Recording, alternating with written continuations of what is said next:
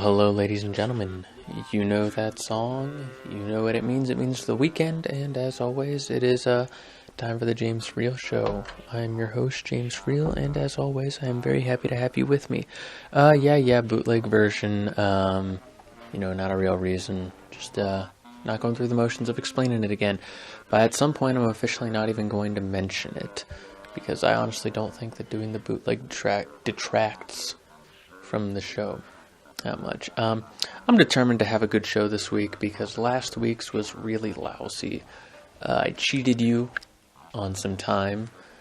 Any listeners out there who actually follow, I didn't even do the full 30 minutes. I think I hit like 27 and was like, forget it. It was a lousy show. I'm determined for this week not to be lousy. There's a lot of stuff that went on in my life. Not life, I guess, but in my world.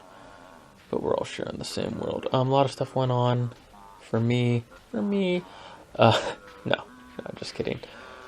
I think the news was pretty crazy also. I'm going to have to be careful with how I go about explaining it because it's very crazy. This looks interesting. The screen time debate is pitting parents against each other. It seems like an interesting article. I will read that later. Anyway, as always, first, let's move on to news for the uninformed. Just a second. The biggest thing that happened this week, everyone's talking about it. It's all about the Trump-Russia thing. I wish in a nutshell someone could explain it to me. Let's see here. Bob Mueller, Michael Cohen. No, there are all these names that I don't know anyone. Just update summary. I just want the Trump-Russia, a quick list of all the latest. Let's see what we got. This is back from 2017. No.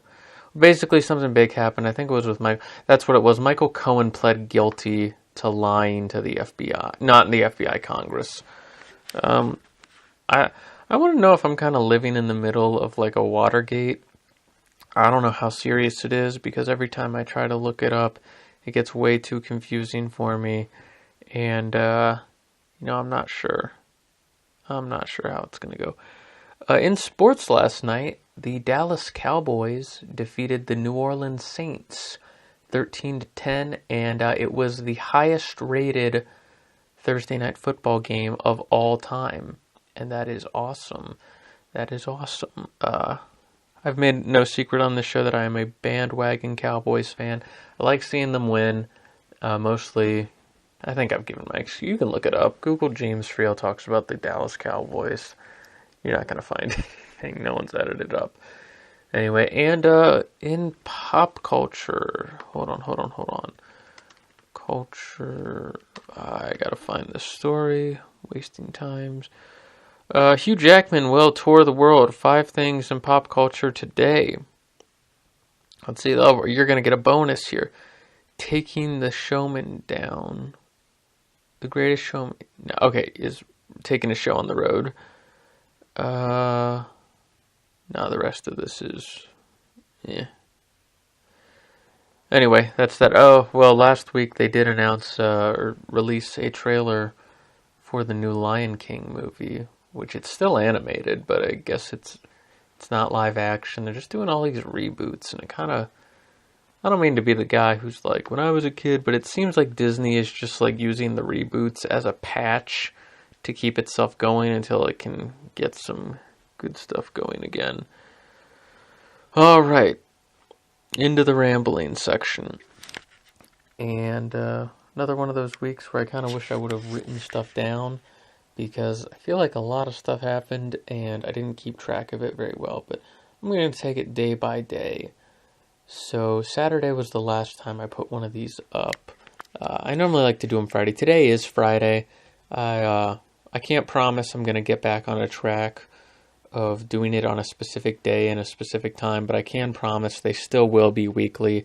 I am not going to miss any of these very, very I'm very determined to keep that up. So the following Sunday, that was a rough day for me because I got up and I watched some NFL football. And like I said, I enjoy the Cowboys, but my main team are the Bengals. And they got taken to Smashville by the Cleveland Browns. And that hurts. That really hurts because it's the Cleveland Browns. And another thing that upset me is, so Hugh Jackman, he used to be the Bengals offensive coordinator, and he took the job as the head coach of the Cleveland Browns, did not do very well. He got fired. He didn't leave. He got fired from the Cleveland Browns, and then the Bengals hired him back on as a special assistant to the head coach. So he's doing that. And when Baker Mayfield, at the end of the game, who I wanted to like Baker Mayfield. And this is making it really hard to do because he blows off Hugh Jackson. I don't know if it's Jackman or, Hugh Jackson's the coach. He essentially blows him off, and people ask him in the press conference afterwards, "Hey, Baker, what was up with that?" And he's like, just kind of upset. He was our coach. And he up and leaves and goes to Cincinnati. It just feels like I'm betrayed. Like, dude, he got fired. What do you expect him to do? Stay unemployed? Just out of loyalty to the team that just fired him? It's a business. And I'm just thinking, okay, Baker, if you get cut from the Browns, don't want to see you sign him with any other teams. Don't want to be a traitor. It was just, I thought it was ridiculous. And like I said, I want to like Baker Mayfield, and because I also kind of like Oklahoma. Some guy was giving me crap last week for the way that I like college sports, because when it comes to college football, for me, I like to watch the whole league. I don't really follow one specific team. UC is my team. They did very well this year. They went 10-2, but they're not really in the conversation. They bumped into the top 25 once. Twice. And I'm happy for that, but I'm not going to strictly just follow my team. I mean, there's so many other games on. So when you're watching all these teams, I appreciate the league as a whole. And it's not really the teams that I dislike. I reverse that. It's not that there are teams that I like. It's only teams that I dislike. And teams that I dislike are pretty much, I have no reason to actually hate Alabama, but I am just kind of sick of seeing them win all the time.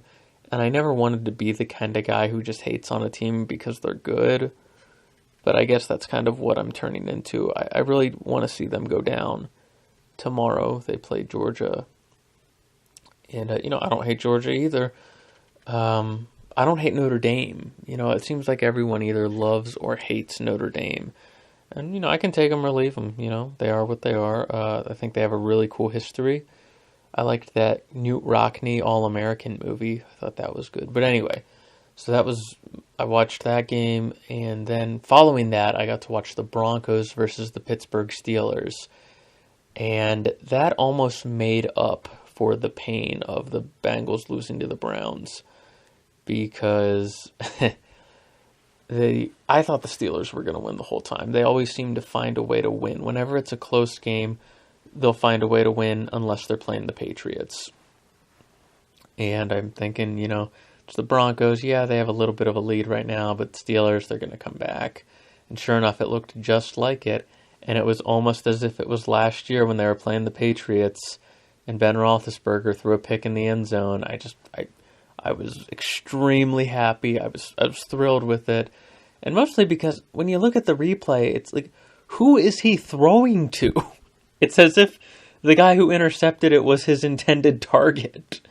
You got to think with the game on the line like that. You're a veteran, and I mean, people act as though you're one of the greatest in the game. I mean, you are. He's one of the top 5 probably. But I saw someone. I made a comment like that on Twitter, and someone's like, "It would have been intercepted twice before it got to Antonio Brown." So that put me in a good mood. Unfortunately, they're still top their division. But, you win some, you lose some.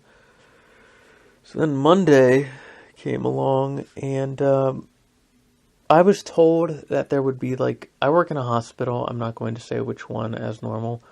I work in their, I fix medical equipment and all that jazz. And I was told that the chief operating officer was going to pay a visit and, follow us around, follow someone around. It turned out more so just a photo opportunity. That's all I really remember from Monday. He came in Tuesday, and he had a conversation with the directors of our department. And it was interesting to get to hear them speak and talk up at that level, to hear what people say and all that jazz. They really seem like normal. I guess I've always had this idealized version of what chief operating officers act like. Because, he walked in and he said, yeah, I like the Bengals, and I like the Browns, and I like the Patriots. And I can't give him crap for that, because I have two teams I've got multiple teams that I like, but I only say I'm a fan, like, my team is the Bengals. If anyone ever were like, well, what's your number one team? And the rest of the teams are very distant. Like, none of the teams mean as much to me as the Bengals do. Okay, James, you can't keep just talking about this like this isn't a sports podcast, because I don't know anything about sports. All right, I remember something. I did place dollar bets. I had 3 picks over the week, and I picked the Buccaneers over the 49ers. I picked the Vikings over the Packers, and I picked the Texans over the Titans with one of my coworkers. Listen, I just said this isn't a sports podcast, and now I'm talking about that. And we bet $1 on each game, and I swept him. And this guy knows way more about sports than I do. And I think one of the reasons why he was willing to do this bet was because, I think he was willing to do it. He just wanted someone to gamble with. And I just happened to get lucky. And I think he took bets that he knew I would take. And what makes me really upset is he knows I like seeing the Cowboys win. And so he places a bet. And he offers to bet the Saints over the Cowboys. And I'm like, I would pick the Saints out of the two of them to win if you had to make me decide. But boy, it would make that game fun to bet on the Cowboys and they win. And I told him what would be upsetting wouldn't be if I bet on the Cowboys and they lost. It would be if I didn't bet on the Cowboys and they won. And what we were betting was just to buy each other soup. Like, whoever won, you get soup up in the cafeteria. And boy, the worst case thing happened. Now, it's still not the worst, because it was really awesome to see the Cowboys win, because everyone on social media was making jokes about how, man, the Cowboys, they're going to run it in. Zeke's going to get a 2-point conversion, and that'll be the end of the game. Saints 48, Cowboys 8. And everyone was so certain when the Cowboys beat the Redskins on Thanksgiving that they're getting destroyed. And it's one of the reasons why I like seeing them win, is because they do seem to have, and this word makes me cringe, but they do seem to have a lot of haters, a lot of people who dislike them. So that's another aspect of it. So, like I said, I can't give that guy crap for naming all those teams. But to say the Browns and the Bengals, and at the same time, I don't hate the Browns. If they were good, I would probably hate them a lot more. But they're kind of like, I hated them on Sunday. I did. I got really upset with it. They're not as bad as I've ever hated the Steelers, but it is what it is. So, moving along, talked about the COO being there. He just seemed like a normal guy. Turned into be more of a photo opportunity, but it is what it is. Last week, I did not do any fitness. And boy, did I feel it. I felt very lazy, very sluggish, very lethargic. And I'm back on the saddle. I'm back doing it. Unfortunately, I'm not going to hit 4 times a week like I normally would like to, but the minimum for me is 3 times a week. And I did it Sunday, did it Tuesday, and I did it Thursday. And typically on a Friday, I would do it before I do this show, but tomorrow I am going into work for some overtime. The overtime is there. If it's available, I'm thinking, why not? It's free. It's not free money, but it's easy money and time and a half. It's doing pretty well. So looking forward to seeing how that goes. I did some overtime earlier this week as well, and hold on. Yeah, I had done it earlier this week because I had left for class in the middle of the day on Wednesday. And I had asked my supervisor, hey, can I just... Normally I make it up other days, but I'm like, can I just make it up by coming back on the same day? And she said, yeah, that's fine. Whoops. No. Okay, we're good. I was just like... And she's like, yeah, that's fine. So I came back around 3:45 and worked until about 8. And working at that time is kind of interesting because there's a second shift crew there in that department. It's not nearly as big as the first shift. They have their own responsibilities, but the reason they work second shift is to allow 24/7 service to the hospital instead of being on call at a certain time. So I'm there and I get to meet the second shift round, and I'm going to do a horrible job of trying to explain what this conversation was. It was really one of those things where you had to be there, but I'm going to do my best to try to explain it. So there's almost like these massive cubicles that can fit 4 people, 4 workstations each, and I'm on the other side of it, and these 3 guys are on the other, and one guy has a soft-spoken voice. He's just like, yeah, man, yeah, whatever. And then one guy's got a higher pitched, and he's got a bit of a Alabama twang to him, just like this, like, oh man. And this is going to be really cringy. And then the last guy has a deeper voice, but he's got more of that, I want to say, Hills of Tennessee type of thing. Like, well, I don't understand. Like, so the guy with the low pitched voice says, yeah, guys, I'm selling my school. They're doing a fundraiser. They're selling gift cards to Texas Roadhouse. You guys like eating there, right? And they're like, oh, see, this is why I said I'll be horrible at telling stories. But he starts out by saying, you guys eat at Texas Roadhouse, right? You like it there? And they're both like, oh, yeah. Like, well, my kids' school, they're doing a fundraiser. You buy the gift cards from them, and they get proceeds. And so you guys are going to go there anyway. Why don't you just buy them? And it helps my kids out. One guy goes, oh, all right. So do we get a discount or something? Like, he's like, no, you just buy the gift cards. You're going to spend the money on it anyway. He's like, well, you go down to the grocery store. You can spend $100. You get $30 for free. And he's like, yeah, well, they're not doing that. The school has to make money off of it.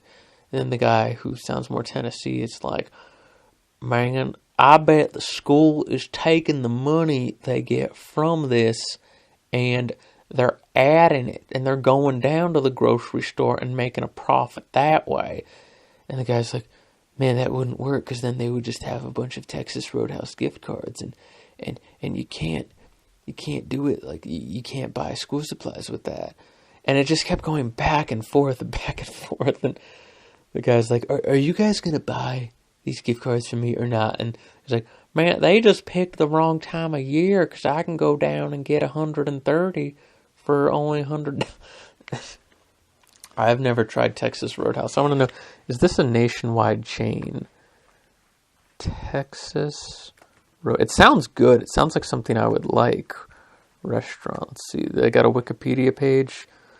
Wow, there's like 5 of them in this area. Texas Roadhouse. Let me put in Wikipedia. No, do restaurants even have? Yeah, here we go. Texas Roadhouse type founder.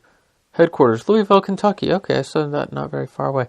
That's kind of funny how it's but I guess someone from Texas would probably not like it as much.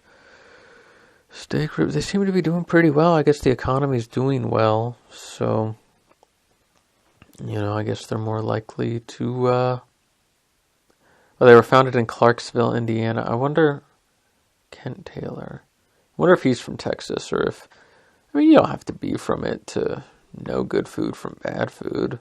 So, total excuse me. Revenue, $2.2 billion in 2017. That's interesting. So there was that aspect of working late on Wednesday night. And then the other aspect of it was there's this one guy in the office who people talk about. An office gossip, it's a thing. It is for real. And so this guy doesn't really talk to anyone. He has a limp. He's probably in his early 50s. He's bald. He's very scruffy. And I just hear he doesn't talk to you. People tell me, you walk by him and you ask him how he's doing. And it's very standard for him not to respond. If you get a grunt out of him, that means he likes you. And so I'm working on my station, and the station I work at has another one next to me. And you can only do work on this type of device that I'm working on if you're at the station. So the guy slowly walks over. He has to walk around a wall, and all of a sudden he's sitting next to me. And, he doesn't say anything. He's got earbuds in. And he just starts working on a device. He pulls up YouTube videos. And he's like watching this European talk show or something, and he's fighting off laughter under his breath. And I guess I'm not really doing this justice, but just one of those employees, one of those coworkers, you really don't want to know what's going on behind the scenes. You don't want to know what's going on in his head or anything. But, it is what it is. Now, I was looking up this information on Texas Roadhouse. Controversy. The manager of Texas Roadhouse requested compensation for business losses following a May 2006 shooting at the Sully District Station of the Fairfax County Police Department. After the gunman had opened fire at the station, eventually killing 2 officers, police cordoned off the area, forcing some local businesses to close for a few hours. In the following days, some businesses closed again during the funeral processions for the 2 officers due to the large number of people lining the route. The manager of the local Texas Roadhouse claimed losses of $9,000 due to these closures and requested that this lost revenue be offset the $5,000 in fine that the store had accrued due to the alarm malfunctions. The claim was denied and prompted to the FCPD to contract the firm's corporate headquarters in Louisville. Chain officials apologized a week later and made a donation to a trust fund for the officer's family. They also said that the manager had been disciplined. The story of this controversy has been circulating as a viral email beginning in 2006 and verified by the urban legend website Snopes.com. Also, crisis management has used this controversy as an example of poor crisis management and public relations. Where did the shooting take place? It was at the police department. He killed 2 police officers, and they had to close down some local business. The manager. See, this is why I'm dumb and I shouldn't read on here, because I can read out loud, but I don't want to. I don't always understand what it is that I'm saying. I will say that it looks like a good place to eat. Maybe I'll give it a try. I might buy one of those gift cards. I'm not sure if I will or not. In short, that coworker who was there, the scruffy, quiet guy, At one point, I did have to ask for his help, and he did not say much.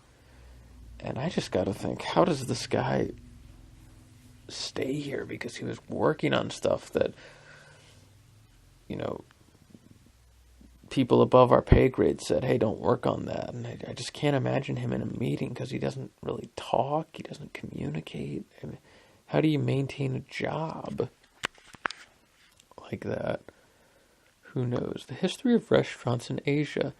In China, food catering establishments that may be described as restaurants have been known since the 11th century. In ancient Greece and ancient Rome, there were small restaurant bars that offered food and drinks to customers.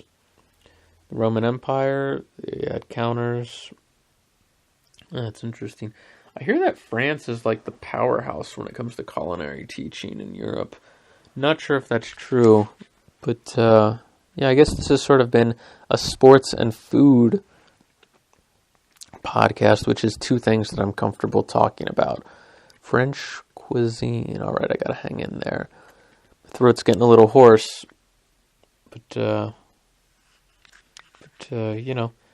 is what it is. Oh wow, Sartre. That looks like a good place. Let's see what we got here. Let's see what we got. Thoughtful dining, delicious drinks. Listen to me. I make plans for the future, and talking to a microphone, and I call it, and then I go and I call it a podcast. That's pretty ridiculous. Oh, there's this restaurant named after a philosopher that I kind of like. I wonder how hard it is to get reservations. Oh, let's see. How pricey is this place? Yeah, it looks pretty pricey, but might be something worth trying.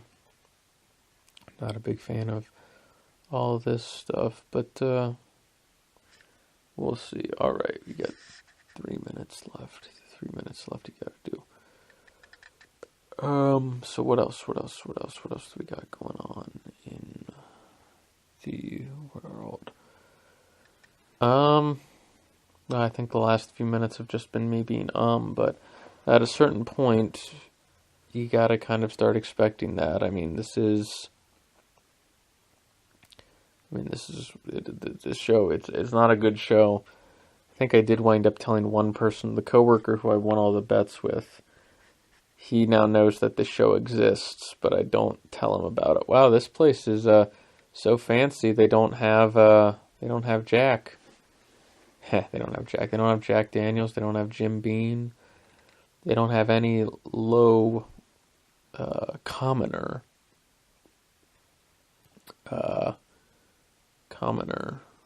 drinks like that.